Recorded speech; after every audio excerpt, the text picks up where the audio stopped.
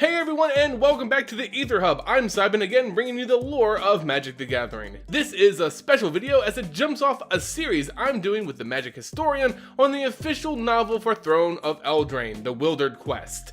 Mike, why don't you introduce yourself to the lore lads out there? Greetings, owners of fine luxury cardboard rectangles. I am the Magic Historian, and I'm happy to be here with Aether Hub to share this story with all of you. So yeah, we're really pumped to bring you this story, guys, and in working together, hopefully it'll be an interesting, but more importantly, entertaining experience for you Vorthos fans out there. Of course, before we start this adventure, I do want to say that this will only be our summary of the Wildered Quest. We actually both love this story quite a bit, and recommend those interested in getting the full scope of the novel to purchase and give it a read for themselves. Honestly guys, it's a rare return to form for MTG stories, and I really suggest it. Kate Elliott knocked this one out of the park. Needless to say, in this summary, spoilers are abound. Now, let's get into the Wildered Quest with part 1, Once Upon a Time. The book opens with two of the novel's stars, the maddened hunter Garruk Wildspeaker and the mischievous Fey planeswalker Oko, trapped in a deadly struggle of might versus wits. Garruk was tracking and hunting Oko, looking to cut the sly, slender, elf-like figure in half with one massive swing of his axe. Oko was quicker, however, responding to his ambush with nature magic, spurring thorns and bush to grow quickly around his massive body, cutting into his skin, removing his axe, and rendering him immobile, though he did manage to cut into Oko's leg in the initial strike. Oko is an interesting character. A planeswalker in his own right, he seeks information wherever he can find it. He's a very opportunistic kind of planeswalker, and he just stumbled on what could very well be a valuable tool. So Oko began to do what he does best: press for information. Who was this man? Why did he hunt planeswalkers? Why was there a magical hedron embedded beneath his skin? All intriguing inquiries Oko had to know. Though Garruk fought the vines, they grew back faster than he could rip them apart. There was no doubt he would kill Oko should he be given the opportunity. First question though, what does Garruk want? Simply to kill Oko, but why? Because he's a planeswalker and planeswalkers keep coming after him. If he kills all the planeswalkers, well, there you have it. He can hunt in peace. Oko was of course intrigued, but the threats from this man meant nothing to Oko, who could simply just planeswalk away and never see this guy again. However, as he was trying to make his witty exit, Garruk captures Oko with interesting words. "I can follow you anywhere." Anywhere, you say? Well, that's a problem. With Garruk revealing he was in fact a planeswalker, simply running wasn't an option for Oko. He would be tracked down for the rest of his life and be endangered by this mad man. Another solution was needed. Oko decided to use the limited telepathy magic he had taught himself on his native plane. The same magic that helped him escape his previous life of persecution and torture from a society that couldn't tolerate him, or their people's nature for that matter. That's how Oko had his spark ignite, and became his mission and motivating force, to expose those in power as the hypocrites they really are, and this Garruk fellow would aid him in that. Right on this plane, the plane of Eldraine. The magic coursed through Garruk's cursed mind, the black corruption of the Chain Veil's magic coursing through his very veins.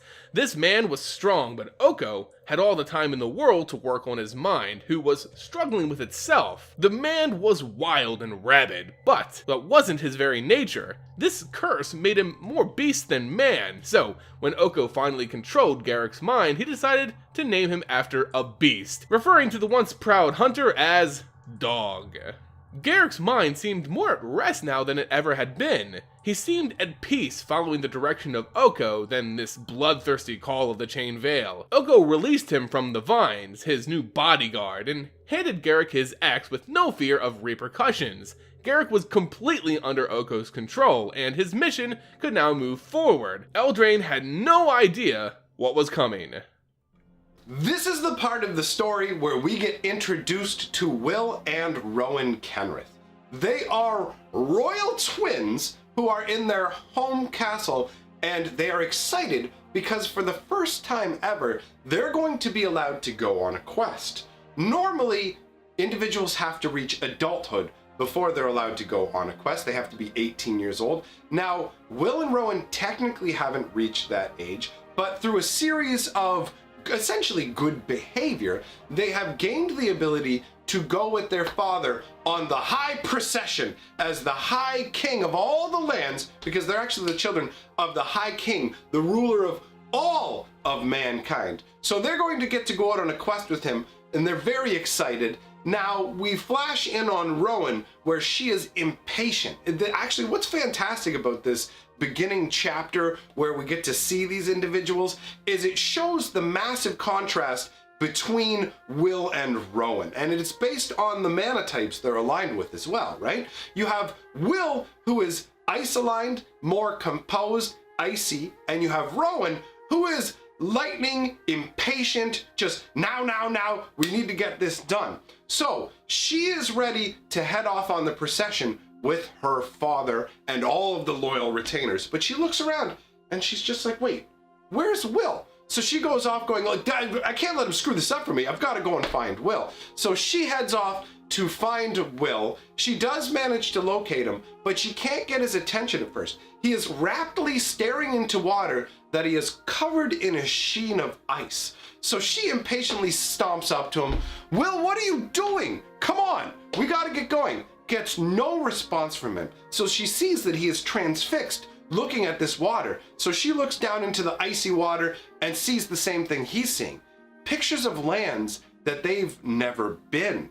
Pictures of the wilds. So after a few different images snap by of different locations out there, all of a sudden she manages to shake Will. She's like, we don't have time for this. What are you doing?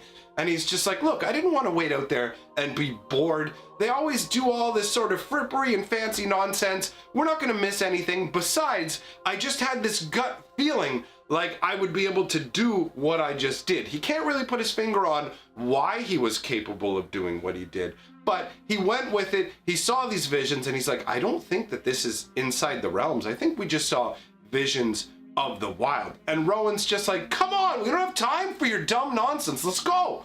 So they go running off and realize, oh, it's too late at this point. They don't actually manage to make it back before the procession has departed. Now, because mankind is at odds with the wilds, and the wilds are always trying to take over mankind's lands, they have these basically safety strategies that lock off different parts of the castles at different times, so you wouldn't have all the different gates in the castle open so marauders could just come running through, right? So as a result, they're actually locked off from the part of the castle they need to be in to get to the procession. The procession's heading out. They manage to scale a wall, but they're still too slow. The procession gets away from them. Now they're talking about what they're going to do when their mother catches them, and their mother is the queen.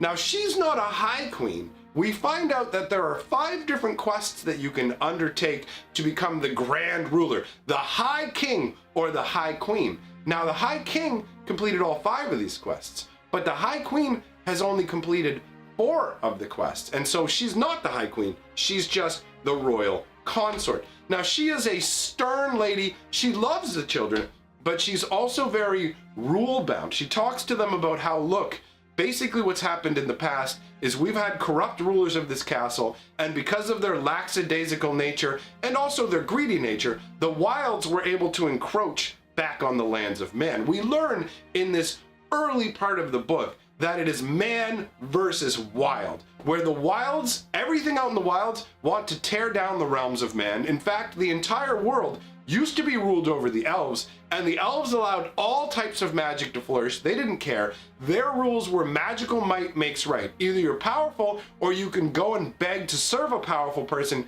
to protect you. That is the world of what it used to be. And the kingdoms of mankind are all basically now against that. They are the bulwark that protect the realm, right?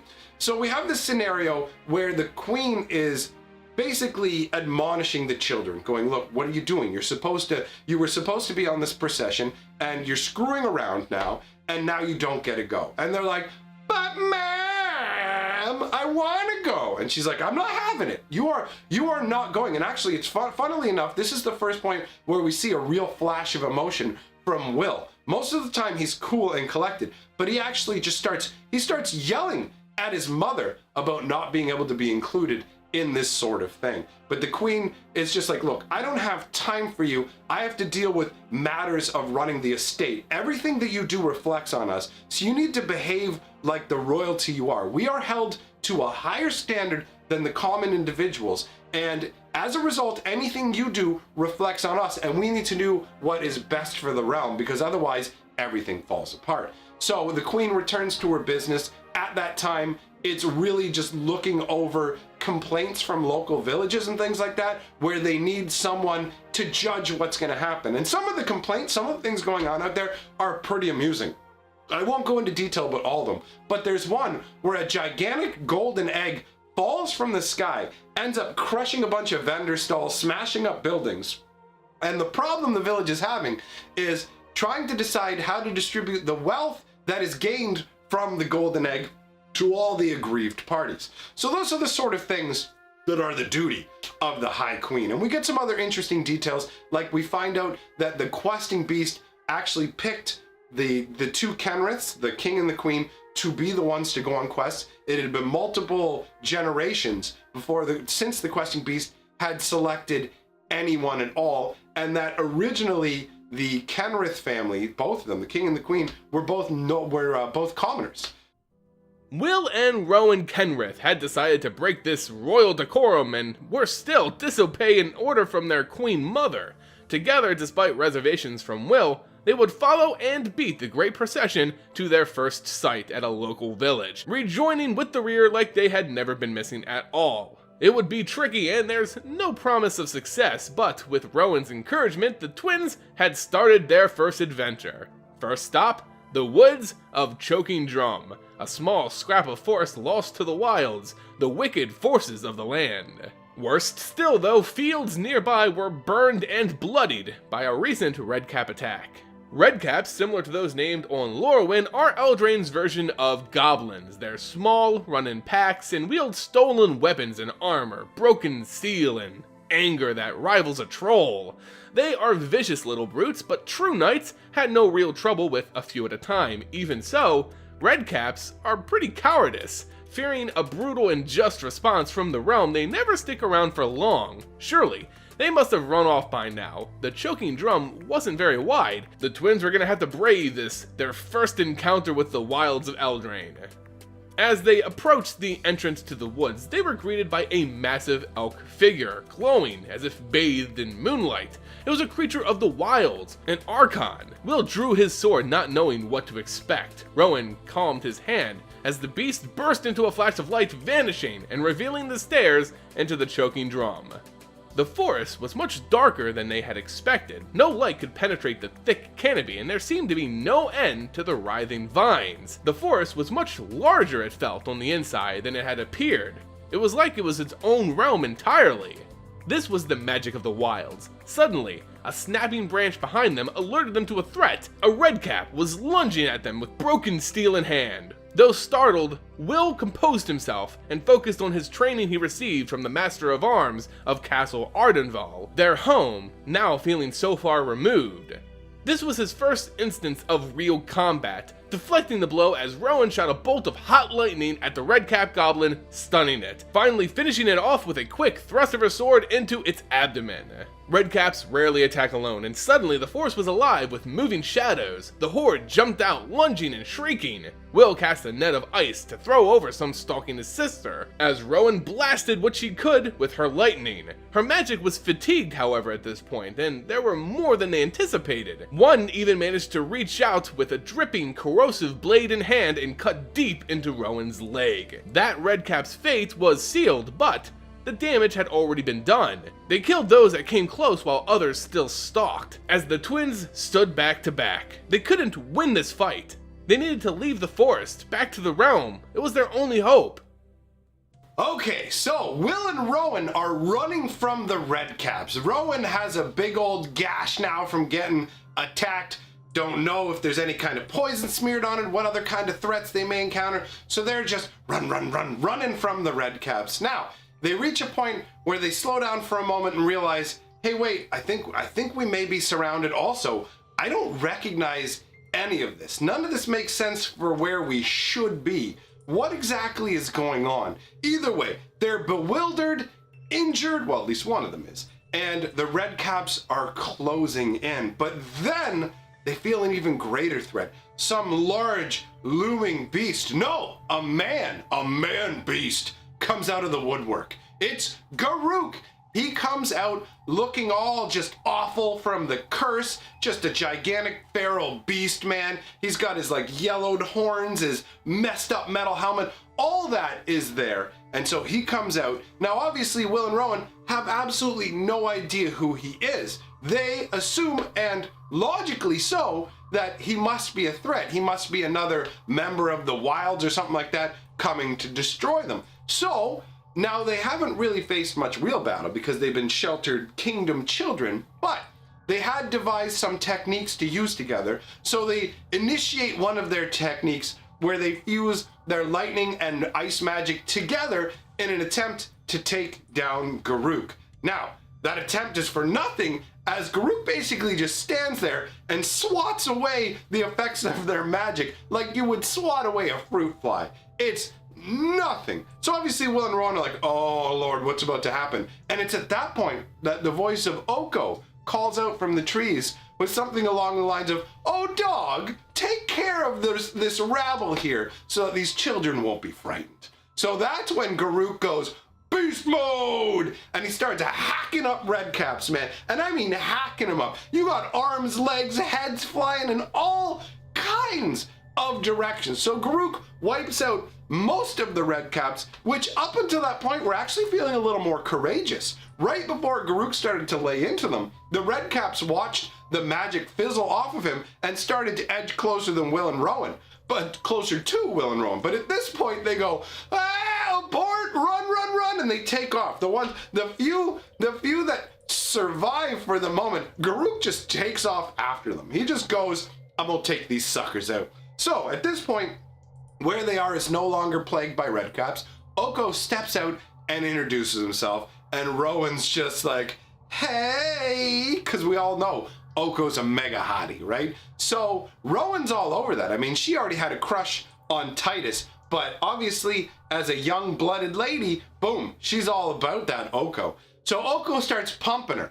For information, dirty boys, for information. But he's doing it in a subtle, conversational way. So she would, basically Will and Rowan are just like, wait, what's going on here? Like, you're an elf, because Oko appears as an elf, right? That's how he shows up at this point. So they're like, you're an elf, so you must come from Lochthwain, the kingdom of elves. And he's basically like, tell me, Oko's like, well, tell me what you know about Lochthwain. Because Oko doesn't actually know about this stuff, right? He's an otherworlder. So he's basically just conversationally wheedling information out of them, and Rowan's all like, oh, I didn't mean any kind of offense. It's like, you know, you're just like an elf, and not that we hate elves, it's okay to be an elf kind of thing. And Oko is just slowly kind of pulling information out of them, or not out of them, mainly it's Rowan. He's getting some from Will, but Will is a bit wiser and less impulsive than Rowan, and also not impacted in any way by Oko's looks. So at this point, Garruk ends up coming back, and he comes silently out of the forest because we all know Garruk's got those skills, right? And this puts Will and Rowan into a state of unease. So Oko commands him, dog, do not harm these two. At which point, they calm down to a degree, and Oko continues to extract information from them. And that's basically how this part of the story goes. It's mainly just an interaction where, aside from the ending of all the threats of the Redcaps, it's really just bringing together all the characters, Oko, Garruk, the Kenrith twins, and Oko gaining more information about the world. With the group together and Oko doing his normal pillage for information thing on Rowan, Will decided to try his own tactics on the giant hunter who seemed oddly complicit to a stranger who called him dog. This loyalty didn't seem earned, or even purchased. It was forced somehow, but the hunter would answer none of Will's questions, or even let him near him. All Will could do is try and calm the hulking man's nerves with a few traveling songs. Still, he knew no more of their new companions, as Oko was given an open book to the realm by Rowan.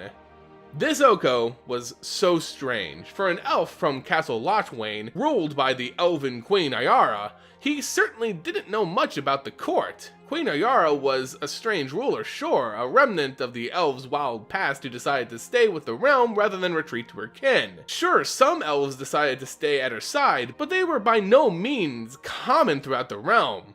Were they being tricked by an elf of the wild?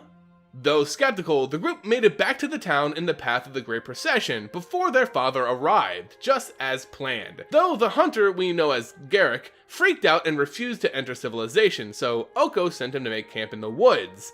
The group from here parted ways. Oko and the hunter left with fond farewells, and the twins hurried to their friends, Titus and Surrise. Meeting in a group of huddled campfires awaiting the High King's entrance, Titus and Surrise regrouped and pondered where the twins had gone. Their ponies were left alone for much of the journey. Their secret wouldn't stay secret for long. As they described their journey through the choking drum and the redcap attack, Titus, always an honorable knight, went to go report the band of wild beings right away, while Surrise jumped at the opportunity to fix the festering poisoned wound in Rowan's leg. Right then, their father, the High King, appeared at the fire. He and his entourage were making the rounds to greet those of the procession and the town. He was a well-liked king, fair and just, the knight of all 5 courts and blessed by the questing beast as the ruler of the realm. Even still, Rowan and Will wouldn't want him to know of their adventure. Luckily, their friends Titus and Surrise step up and just lied to their king, which probably isn't smart, but their loyalty was strong. Satisfied that the wound was from mere horseplay, the king smiled in the friendly, genuine way he always did and walked off. The only of his group stopping for a moment was a friend of their father's, Cato, an honorable griffin knight of Ardenval, a close companion on many quests with the High King. He nodded and winked suspiciously at Will and walked off, only for Cato to just appear minutes later, not dressed in any armor he was wearing before. This Cato had a scar over his eye that was missing before. Only Will seemed to notice that there had been 2 Catos, but even he couldn't have been sure. Luckily, Will managed to convince this Cato and the others something wasn't right. An imposter had wandered into the camp. Maybe a witch, maybe an elf under shape-shifting magic. Cato couldn't be sure, but the alarm was raised. And that, you guys, is part 1 of the Throne of Eldraine story, the opening chapters of the Wildered Quest. We have about 2 more parts in this series left, and I want to thank Mike, the Magic Historian, for joining me and helping me bring you guys the story of Eldraine. Mike, you want to give the audience a little plug of your content? Alright, well, I want to thank Aether Hub, or whatever his name is this week, for having me on board. As a guy who's changed his channel name a ton of times, I know. He said that I could put a plug in the video, so here it is. Watch my channel if you like this plug. If you think this plug is good, comment some scribble to me. And yeah, I guess that's it. Bye!